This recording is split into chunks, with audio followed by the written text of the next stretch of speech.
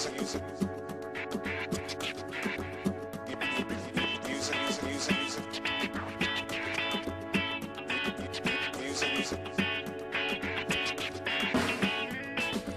le voy a hacer si yo amo lo diminuto?